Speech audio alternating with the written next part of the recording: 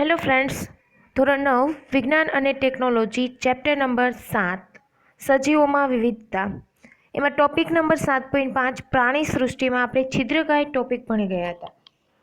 હવે જે આપણે ટોપિક ભણવાનો છે એ પ્રાણી સૃષ્ટિનું બીજું વર્ગીકરણ છે જે કોષ્ઠાંતરી છે. આ પ્રાણીઓ જલીય નિવાસી છે એટલે કે પાણીમાં રહે છે. તેઓની શરીર રચના પેશીય સ્તરની હોય છે એટલે કે પેશીઓની બનેલી હોય છે એની શરીર રચના. તેઓમાં એક દેહ ગુહા જોવા મળે છે. તેઓના શરીરમાં એક દેહ ગુહા જોવા મળે છે. તેઓનું શરીર બે સ્તરનું કોષીય સ્તરોનું બનેલું હોય છે. બે સ્તરનું કોષીય સ્તરોનું બનેલું હોય છે એટલે બે સ્તર જોવા મળે છે, જેમાં એક આંતરિક સ્તર અને એક બાહ્ય સ્તર હોય છે. આંતરિક એટલે અંદરનું સ્તર અને બાહ્ય એટલે બહારનું સ્તર. તેઓની કેટલીક જાતિઓનો સમૂહોમાં કે વસાહતી સ્વરૂપમાં જોવા મળે છે. એમાં ઘણી એવી જાતિઓ હોય છે જે સમૂહમાં એક સાથે જોવા મળતી હોય છે, કાં તો એ વસાહતી સ્વરૂપમાં જોવા મળે, જેવી કે પ્રવાળ અથવા તો પરવાળા. અને કેટલીક જાતિઓ એકાકી હોય છે, જેવી કે હાઇડ્રા અને જળવ્યાલ. ઘણી એવી જાતિઓ હોય છે જે સમૂહમાં જોવા મળે, એક સાથે ઘણા બધા રહેતા હોય એવી રીતે જોવા મળે. અને ઘણી જાતિઓ એવી પણ છે જે એકાકી જોવા મળે એટલે કે એકલા રહેતા જોવા મળે. ઉદાહરણ તરીકે એમાં એકાકીમાં હાઇડ્રા કે જળવ્યાલ કહેવામાં આવે છે. તમે આકૃતિમાં જોઈ શકો છો, હાઇડ્રા અથવા તો જળવ્યાલ છે કેવું હોય છે, સમુદ્ર ફૂલ, જેલીફિશ, આ બધા છે એકાકી છે કે જેઓ એકલા જ જોવા મળે છે અને જે કોષ્ઠાંતરી સમૂહમાં આવે છે. એના પછીનો આપણો જે ત્રીજો ટોપિક છે પૃથુકૃમિ. અગાઉ વર્ણવેલા વર્ગોની સાપેક્ષે આ વર્ગના પ્રાણીઓના શરીરની રચના વધારે જટિલ. આપણે જે બે વર્ગ ભણી ગયા, છિદ્રકાય અને કોષ્ઠાંતરી, આ બંને કરતાં આની જે શરીર રચના હોય છે તે જટિલ હોય છે.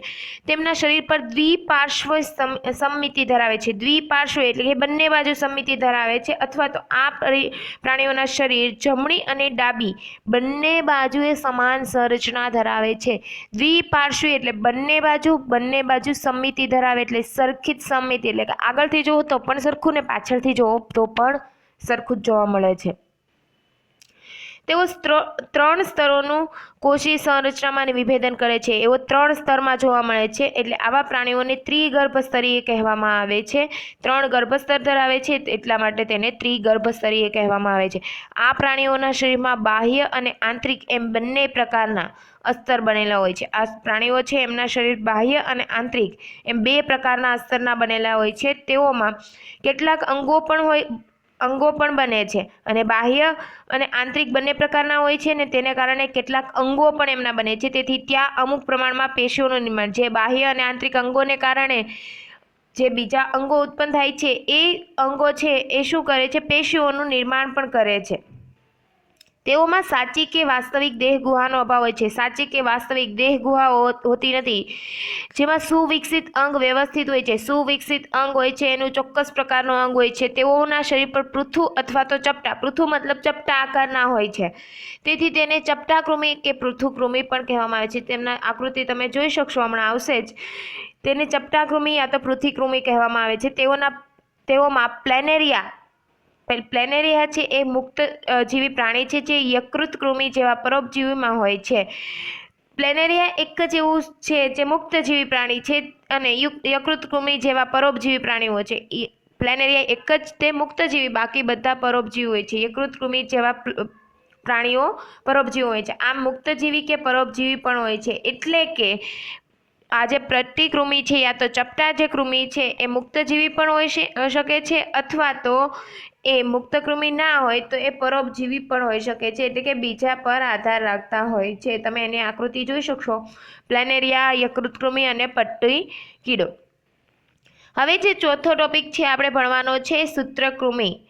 તેઓ પણ ત્રિગર્ભસ્તરીય પ્રાણીઓ છે. જેમ પટ્ટીકૃમિ ત્રિગર્ભસ્તરીય છે એમ સૂત્રકૃમિ પણ ત્રિગર્ભસ્તરીય સ્તર પણ ધરાવે છે. તેઓમાં પણ દ્વિપાર્શ્વીય સમિતિ એટલે કે બંને બાજુ સરખા દેખાવો, પરંતુ તેઓના શરીર ચપટા હોતા નથી, નળાકાર હોય છે. જો તમે આકૃતિ જોઈ શકો, તેઓ બંને આગળથી પાછળથી બંને બાજુથી જોવો તો સરખા દેખાય છે, પરંતુ તેમની શરીર રચના ચપટી હોતી નથી, નળાકાર આકારની હોય છે. તેઓની દેહ ગુહાની કુટ દેહ કોષ્ટો કે આભાસી શરીર ગુહા જેવી હોય છે. તેની દેહ ગુહા છે એ આભાસી જોવા મળે છે. એમાં પેશીઓ જોવા મળે છે, પરંતુ અંગતંત્ર સંપૂર્ણપણે વિકસિત હોતું નથી. તેનું શરીર એટલે કે અંગતંત્ર સંપૂર્ણપણે વિકસિત હોતું નથી. તેઓની શરીર રચના પણ ત્રિગર્ભસ્તરીય હોય છે. એની શરીર રચના ત્રિગર્ભસ્તરીય હોય છે. તેઓ મોટા ભાગના પરોપજીવી હોય છે. આ બધા પરોપજીવી એટલે કે બીજા પર આધાર રાખનારા સજીવો. પરોપજીવી હોવાને કારણે તે બીજા પ્રાણીઓના રોગ ઉત્પન્ન કરે છે. ઉદાહરણ તરીકે ગોળ કૃમિ, હાથી પગાના કૃમિ, કરમિયા વગેરે ઉદાહરણો. તમને કરમિયા વિશે ખબર હતા જે માણસના શરીરમાં હોય છે અને પછી એ જે શરીર માણસના શરીરમાં આવી ગયું એટલે કે એ માણસ ઉપર આધાર રાખે છે, એટલે કે એ પરોપજીવી પણ છે અને કરમિયાને લીધે રોગ પણ થાય છે, એટલે કે બીજાના શરીરમાં જઈને એ રોગો પણ ઉત્પન્ન કરે છે. પછી પ્રાણી સૃષ્ટિનું વર્ગીકરણ છે 5મું, નુપુરક. નુપુરક પ્રાણીઓ પણ દ્વિપાર્શ્વીય સમિતિ ધરાવે છે. દ્વિપાર્શ્વીય સમિતિ એટલે કે બંને બાજુ સરખા દેખાય. તેમજ તેઓ ત્રિગર્ભસ્તરી, તેમાં પણ 3 ગર્ભ એટલે કે 3 ભાગ હોય છે. તેઓમાં સાચી શરીરગૃહા યુક્ત દેહ પણ જોવા મળે છે. એની શરીરગૃહા સાચી હોય છે, જેનાથી સાચા અંગ શરીર રચનાનું નિર્માણ થાય છે. જેના કારણે સાચા અંગ અને શરીર રચનાનું નિર્માણ થાય છે. આથી અંગોમાં વ્યાપક વિભિન્નતા જોવા મળે છે. શરીર રચનાનું નિર્માણ થાય છે, જેને કારણે એના અંગ છે એ વ્યાપક ભિન્નતા જોવા મળે છે. અને આ ભિન્નતાઓ તેઓના શરીરના શીર્ષથી પૂંછડી સુધી એક ખંડો સ્વરૂપે હાજર હોય છે. જો તમે એક આકૃતિ આપેલી છે, રેતી કીડો, અળસિયું અથવા તો જળો, તેના બધા ભાગો છે એમાં વચ્ચે લીટા પાડેલા છે. લીટા પાડેલા છે મતલબ કે એના ખંડો, શરીર એટલે કે શીર્ષથી, શરીર છે એ શીર્ષથી પૂંછડી સુધી એક ખંડો સ્વરૂપે હાજર હોય છે. નુપુરક એ મીઠા જળ, દરિયાઈ જળ તેમજ સ્થળજ પ્રાણીઓમાં એ ક્યાં રહે છે તો કે દરિયામાં રહે છે. મીઠું જળ જ્યાં હોય ત્યાં પણ રહે છે.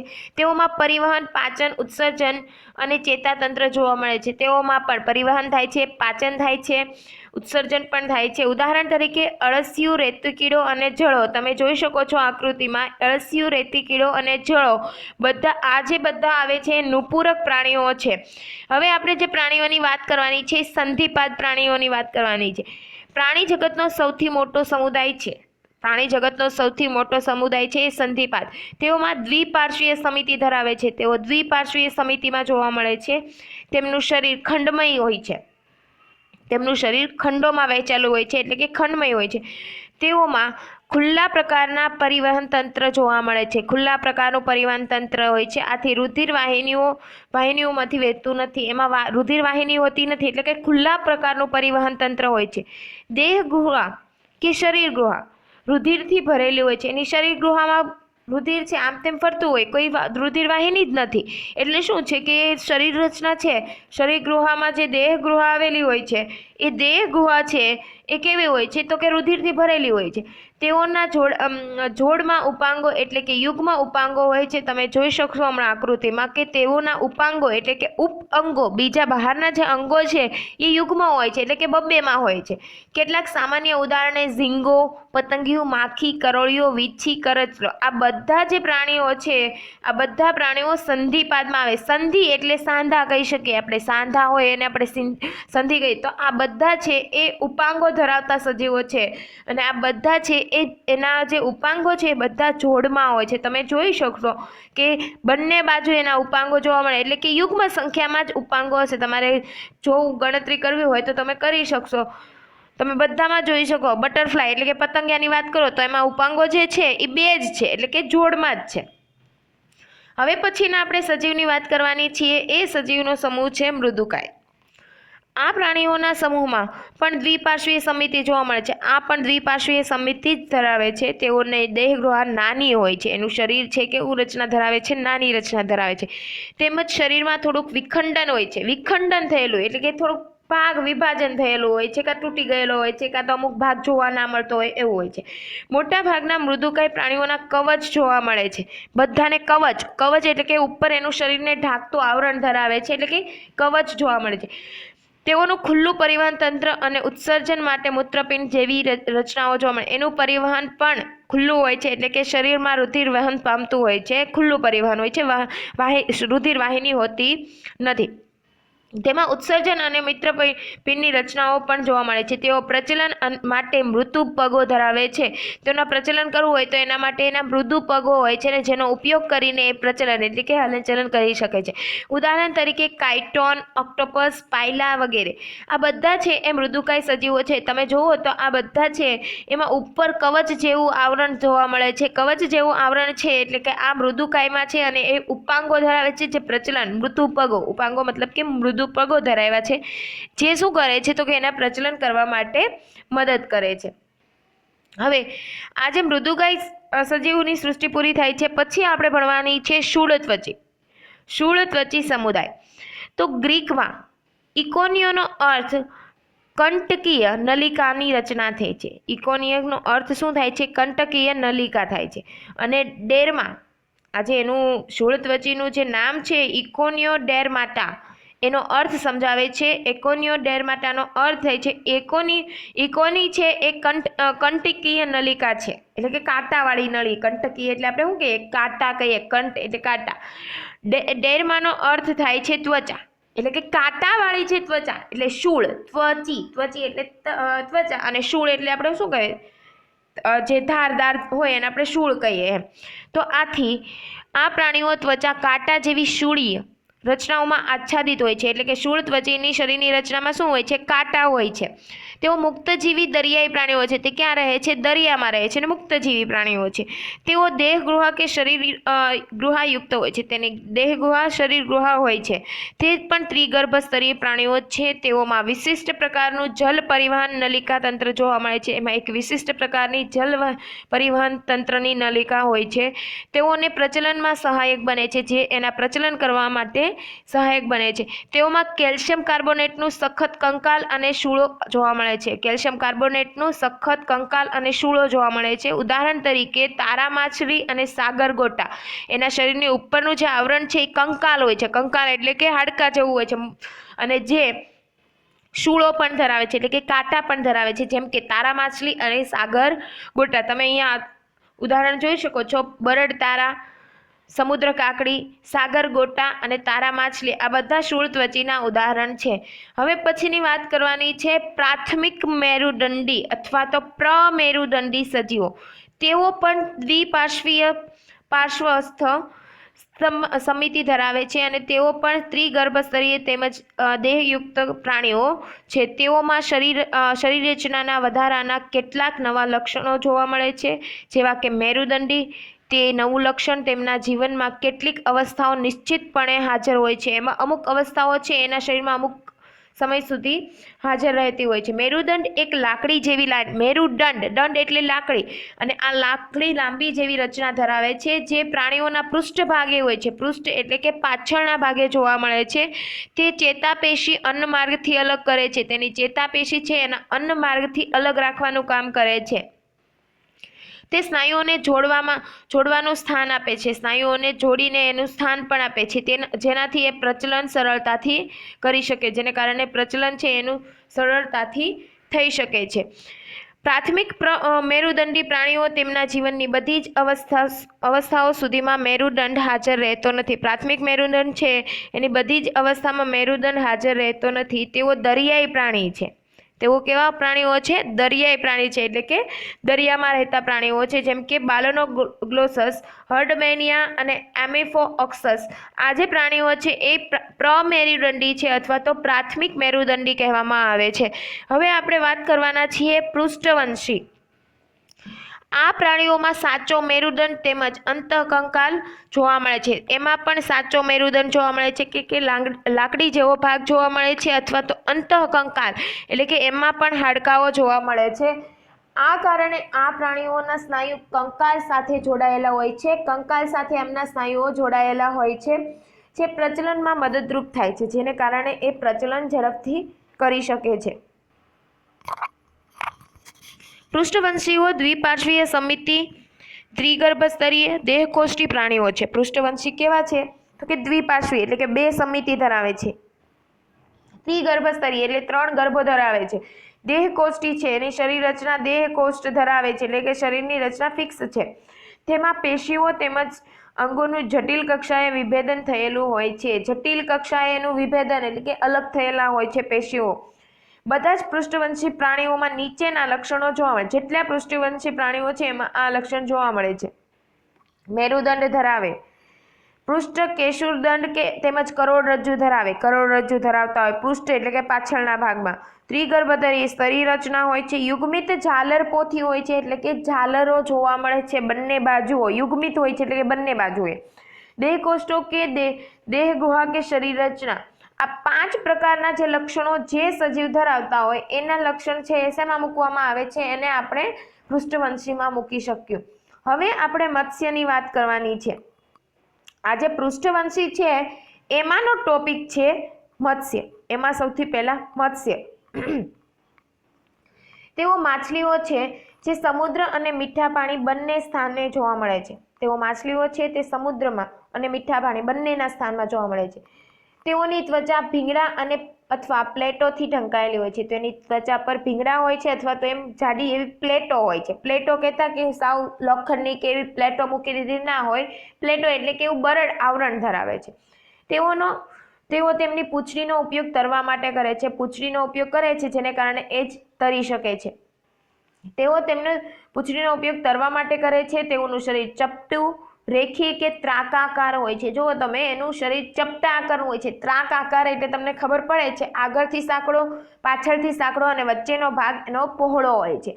તેઓ શ્વસન ક્રિયા ઝાલરોમાં ઉપયોગ કરે છે. શ્વાસ લેવા માટે એ ઝાલરોનો ઉપયોગ કરે છે. તેઓ અસમતાપીય હોય છે. અસમતાપી એટલે એને એવું ના હોય કે આમ ચોક્કસ તાપમાન જરૂર હોય છે. કોઈ બી તાપમાન બદલાયા કરતો હોય છે અને એમાં રહેતો હોય છે. અને માનવ હૃદયના 4 ખંડની વિપરીત તેઓ હૃદય દ્વિખંડી હોય છે. મનુષ્યનું હૃદય 4 ખંડોમાં વહેંચાયેલું હોય છે, જ્યારે માછલીનું હૃદય છે એ દ્વિખંડી એટલે કે 2 ખંડોમાં વહેંચાયેલું હોય છે. તેઓ ઈંડા આપે છે અને કેટલીક માછલીઓમાં કંકાલ માત્ર કાસ્થીનું જ બનેલું હોય છે. તેઓ ઈંડા આપે છે અને ઘણી માછલીઓ છે એનું કંકાલ એટલે એનું જે ઉપરનું જે આવરણ છે એ કાસ્તીનું બનેલું હોય છે. કાસ્તી એટલે કે વળી શકતું હોય છે, સ્મૂથ મતલબ કે બરડ હોતું નથી. જેવી કે શાર્ક.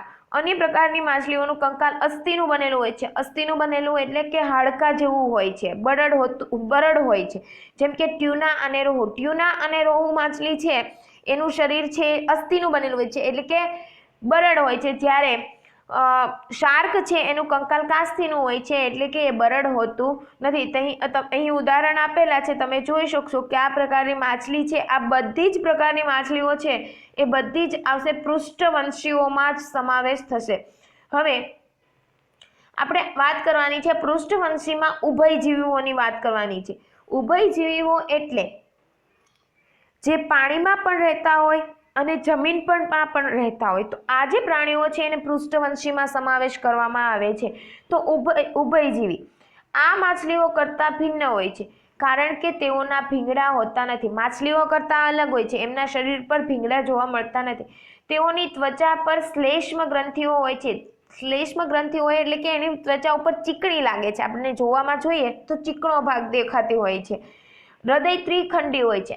આ ઉભયજીવીઓનું હૃદય ત્રિખંડી હોય છે, જ્યારે મત્સ્ય છે એનું હૃદય દ્વિખંડી હોય છે. તેઓ બાહ્ય કંકાલ હોતું નથી. તેની શરીર પર બાહ્ય કંકાલ હોતું નથી, જ્યારે માછલીઓમાં બાહ્ય કંકાલ હોય છે. તેઓમાં મૂત્રપિંડ જોવા મળે છે. શ્વસન ઝાલરો અને ફેફસા દ્વારા થાય છે. આમાં પણ શ્વસન ઝાલરો દ્વારા પણ થાય છે અને ફેફસા દ્વારા પણ થાય છે, જ્યારે માછલીમાં ઝાલરો દ્વારા જ શ્વસન થતું હતું. તેઓ ઈંડા આપતા પ્રાણીઓ છે. આ પ્રાણીઓ જે છે એ બધા જ ઈંડા આપે છે. તેઓ પાણી અને જમીન બંને જગ્યાએ રહી શકે છે. પાણીમાં પણ રહી શકે અને જમીનમાં પણ રહી શકે. ઉદાહરણ તરીકે ડેડકો, સાલામાન્ડર અને ટોડ આ બધા જે સજીવો છે એ ઉભયજીવી છે એટલે કે બંને જગ્યા પર અસ્તિત્વ ધરાવે છે. એટલે કે પાણીમાં પણ રહી શકે છે અને જમીન પર પણ રહી શકે છે. હવે આપણે વાત કરવાની છે પૃષ્ઠવંશીની વાત કરવાની છે. એમાં સરીસૃપની વાત કરવાની છે. આ પ્રાણીઓ ઠંડા રુધિરવાળા, અસમતાપી એટલે કે ઠંડા રુધિરવાળા હોય છે. તેઓના શરીર ભીંગડાઓ દ્વારા આવરિત હોય છે. એમનું શરીર ભીંગડાઓ દ્વારા આવરિત હોય છે. તેઓ શ્વસન ફેફસા દ્વારા કરે છે. સરીસૃપ પ્રાણીઓ છે એ શ્વસન ફેફસા દ્વારા કરે છે. તેઓમાં શ્વસન ફેફસા દ્વારા થાય છે। હૃદય સામાન્યતઃ ત્રિખંડી હોય છે, તેમનું હૃદય 3 ખંડોમાં વહેંચાયેલું હોય છે, પરંતુ મગરમચ્છનું હૃદય 4 ખંડોનું છે। આ બધા જ સજીવો સરીસૃપમાં જે આવે છે બધાનું હૃદય 3 ખંડી છે, એક મગર એક જ છે જેનું હૃદય 4 ખંડોમાં વહેંચાયેલું છે। મૂત્રપિંડ જોવા મળે છે, તેઓ પણ ઈંડા આપતા પ્રાણીઓ છે। તેઓના ઈંડા કઠણ કે મજબૂત કવચથી ઢંકાયેલા હોય છે। આ જે બધા પ્રાણીઓ છે એના ઈંડાઓ છે એ કઠણ અને મજબૂત કવચથી ઢંકાયેલા હોય છે। ઉભયજીવીની જેમ તેઓ પાણીમાં ઈંડા મૂકવાની આવશ્યકતા પડતી નથી। ઉભયજીવીઓ બધા જે પ્રાણીઓ છે એ બધા પાણીમાં જ ઈંડા મૂકે, જ્યારે આ જે સજીવો સરીસૃપમાં આવે છે એ પાણીમાં ઈંડા મૂકે એવું હોતું નથી। એને ગમે ત્યાં એટલે કે કોઈ બી સ્થળ પર જગ્યા પર ઈંડા મૂકી શકે છે। કાચબો, સાપ, ગરોળી અને મગરમચ્છ આ બધા સરીસૃપ પ્રાણીઓ છે। કેમિલિયોન સાપ છે, ઉડતી ગરોળી છે, ઘરની ગરોળી, આ બધા છે આ બધા સજીવો છે એ સરીસૃપના ઉદાહરણો છે।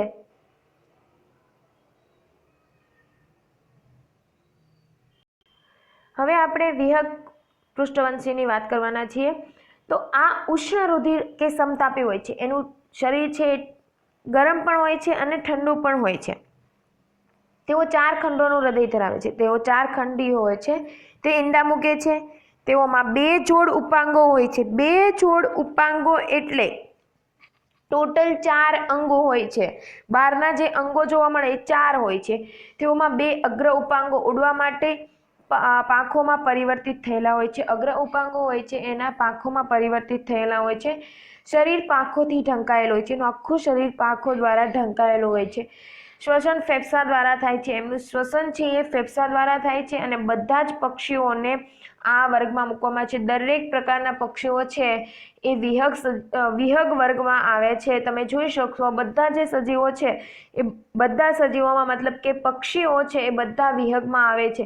હવે આપણે વાત કરવાની છે સસ્તન પ્રાણીઓ। તો સસ્તન પ્રાણીઓ ઉષ્ણ રુધિરવાળા કે સમતાપી પ્રાણીઓ છે। સસ્તનનું હૃદય 4 ખંડોમાં બનેલું હોય છે અને આ વર્ગના બધા જ પ્રાણીઓ નવજાત શિશુનું પોષણ આપવા માટે સ્તન ગ્રંથિઓ ધરાવે છે।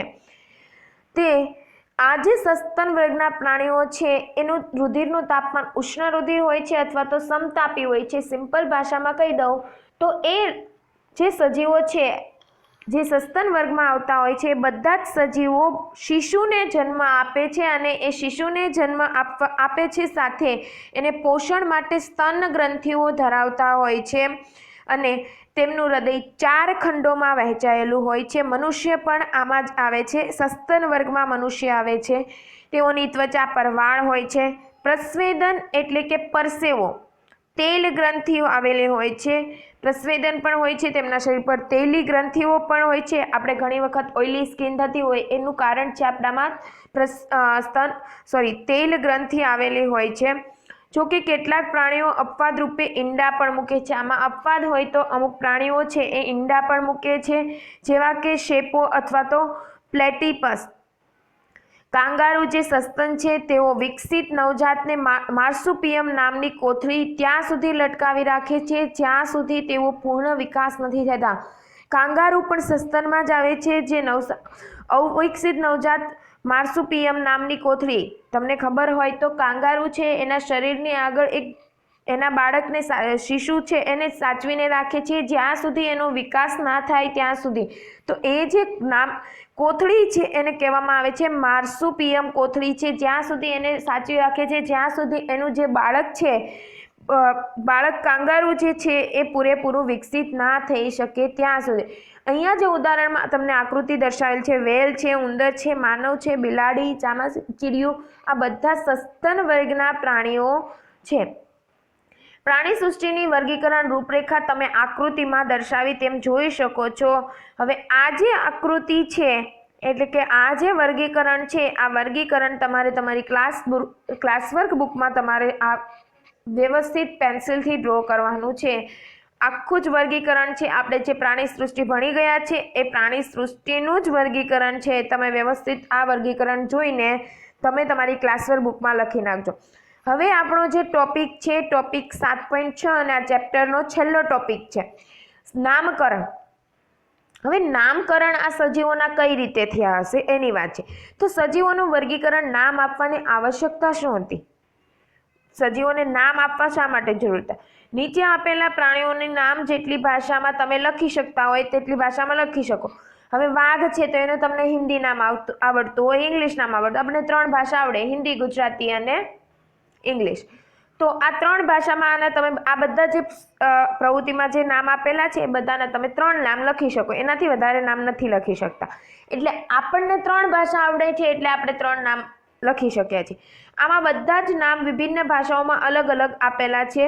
એટલા માટે જ્યારે કોઈ એક ભાષામાં સજીવની વાત કરવાની હોય ત્યારે એવું થઈ શકે કે બીજી ભાષા જાણવાવાળા તેને સમજી શકતા નથી. ઘણી વખત એવું થાય, ચલો તમને ઇંગ્લિશ આવડતું નથી, માની લો ઇંગ્લિશ આવડતું નથી અને તમારે યુરોપ જવાનું છે, ત્યાં કોઈ ઇંગ્લિશ નથી સમજતું, તમને ખાલી હિન્દી અને ગુજરાતી આવડે છે.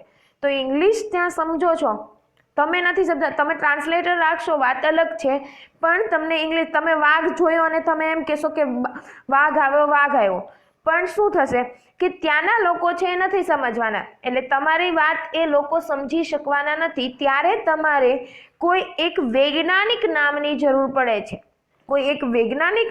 જરૂર પડે છે, ને એ નામ આ નામકરણમાં સમાવેશ થાય છે. એટલે કે આપણી ભાષા નથી સમજી શકતા એટલા માટે આપણે એને નામ આપવાની જરૂર છે.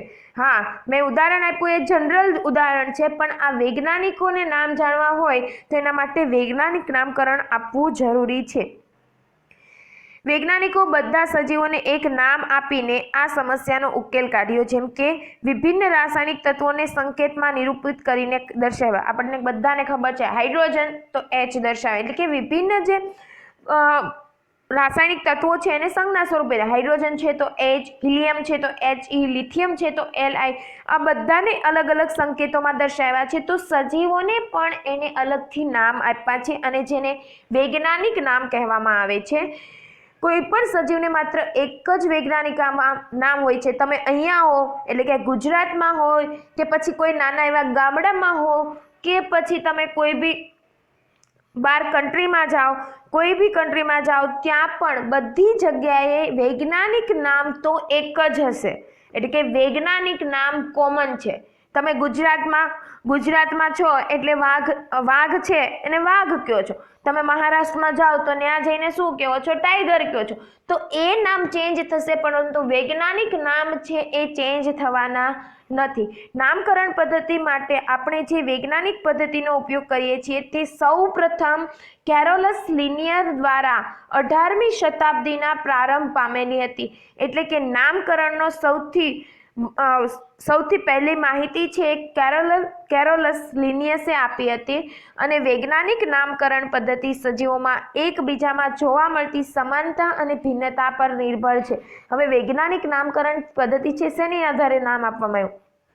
તો જે સજીવો છે એમાં કેવી સમાનતા છે અથવા તો કેવી ભિન્નતા છે એના આધારિત નામ આપવામાં આવ્યું. જોકે નામકરણ પદ્ધતિમાં આપણે સજીવોના વર્ગીકરણના બધા પદાનુક્રમ કે કક્ષાઓને ધ્યાનમાં લેતા નથી. આપણે કોઈ એનું પદ છે, એનું વર્ગીકરણ છે, બધું ધ્યાનમાં નથી લેતા, પરંતુ માત્ર તે કઈ પ્રજાતિનો છે, કઈ જાતિનો છે તે ધ્યાન રાખવાનું છે. નામકરણ પદ્ધતિ માટે કેટલીક સવિશેષ બાબત પર વિચાર કરવો જોઈએ. ખાસ ધ્યાન આપજો. પ્રજાતિનું નામ અંગ્રેજી મૂળાક્ષરમાંથી જ શરૂ થાય. પ્રજાતિનું નામ અંગ્રેજી મૂળાક્ષરથી જ શરૂ થાય અને જાતિનું નામ નાના અક્ષરથી શરૂ થાય. છાપેલું હોય તો વૈજ્ઞાનિક નામ ઇટાલિકથી લખવું. વૈજ્ઞાનિક નામ હંમેશા ઇટાલિકમાં જ લખવામાં આવે છે. જો તેઓને હાથથી લખવામાં આવે તો પ્રજાતિ અને જાતિ બંનેમાં નામની નીચે અધોરેખાંકન અલગ અલગ કરવામાં આવે છે. પ્રવૃત્તિ આપેલી છે, એટલે કે આ બધું છે આ વૈજ્ઞાનિકો દ્વારા નક્કી થયું છે કે પ્રજાતિ છે તો પ્રજાતિનું નામ છે હંમેશા અંગ્રેજીમાં કેપિટલમાં જ લખવાનું. જાતિનું નામ છે તો નાના અક્ષરથી એટલે કે સ્મોલ લેટરમાં લખવાનું. છાપેલું નામ આપેલું હોય ગમે ત્યાં તો હંમેશા ઇટાલિક લેટરમાં જ હોય. જો હાથથી લખવામાં આવે તો પ્રજાતિ અને જાતિ બંનેના નામની નીચે અધોરેખાંકન કરેલું હોય એટલે લીટી કરેલી હોય. હવે પ્રવૃત્તિ 7.4માં શું આપેલું છે એ તમારે જોવાનું છે અને આ તમારે હોમવર્કમાં પણ આ પ્રશ્ન લખવાનો છે. કોઈ પણ 5 પ્રાણીઓ અને વનસ્પતિના વૈજ્ઞાનિક નામ શોધવાના છે. 5 વનસ્પતિ લઈ લેવાની, ગૂગલ પર કરવાનું કે આનું વૈજ્ઞાનિક નામ શું છે, આનું સામાન્ય નામ એટલે સામાન્ય નામ જે આપણે કહેતા હોઈએ. તો આ વૈજ્ઞાનિક નામો અને સામાન્ય નામો વચ્ચે કોઈ સમાનતા છે એ પણ જોવાનું. વૈજ્ઞાનિક નામો અને જે નામ છે એમની વચ્ચે શું સમાનતા છે. માણસનું વૈજ્ઞાનિક નામ છે હોમોસેપિયસ, જે તમે જાણતા હશો કદાચ ને. એક મેં નામ આપ્યું છે માણસનું હોમોસેપિયસ નામ છે. એવી રીતે તમારે અલગ અલગ 5 સજીવો લેવાના છે, એટલે કે 5 પ્રાણીઓ લેવાના છે, 5 વનસ્પતિઓના નામ લખવાના છે. હોમવર્ક છે હું તમને ફોટોઝ મોકલીશ, એમાંથી તમારે હોમવર્કના જે ક્વેશ્ચન છે એ કરવાના છે. અહીં ચેપ્ટર આપણું કમ્પ્લીટ થાય છે. અને આ સ્વાધ્યાય છે એ સ્વાધ્યાય લખવાની જરૂર નથી, કેમ કે હું તમને જે ક્વેશ્ચન આપું છું એ પ્રમાણે તમારે તૈયારી કરવાની રહેશે. Thank you.